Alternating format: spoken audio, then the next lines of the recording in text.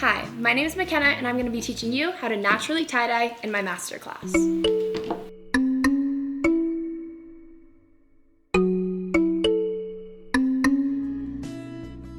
What you're going to be needing today is a white t-shirt or any type of clothing, tablecloth, handkerchief, mask that you want to tie-dye.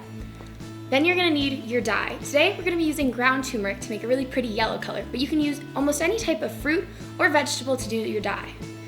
These are some other ones that you can use.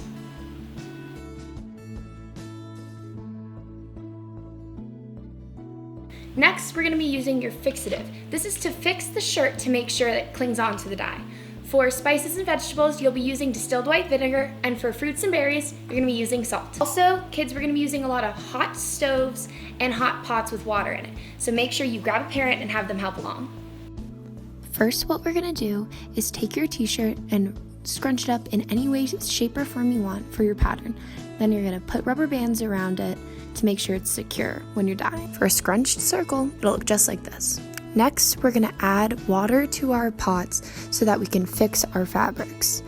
We want a roughly 4:1 ratio of our distilled white vinegar or salt if you're using berries to water in the pot. This may differ a little bit because the main thing we want is to make sure that the t-shirt floats and doesn't stick to the bottom.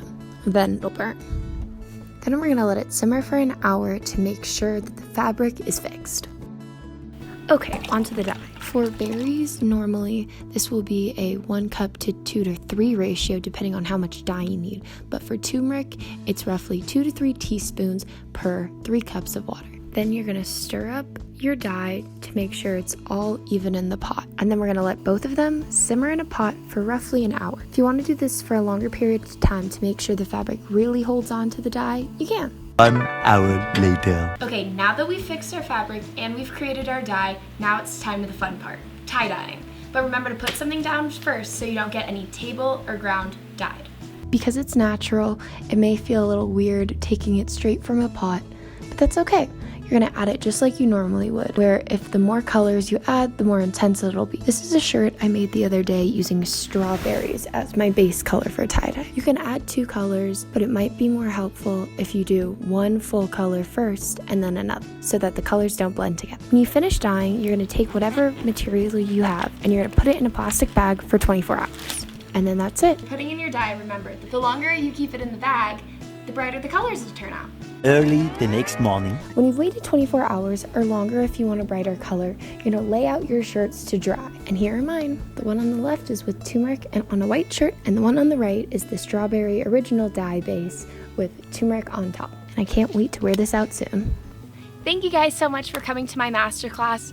I think it turned out pretty good. I hope you did too. I had so much fun. I hope you guys try this at home, and whether you use turmeric and for that UCLA yellow, or if you try any other type of dye, we hope to see your photos too. So post them on Instagram and tag us at UCLA Bruin Woods. Hope you guys had tons of fun, and we hope to see you next time. Bye!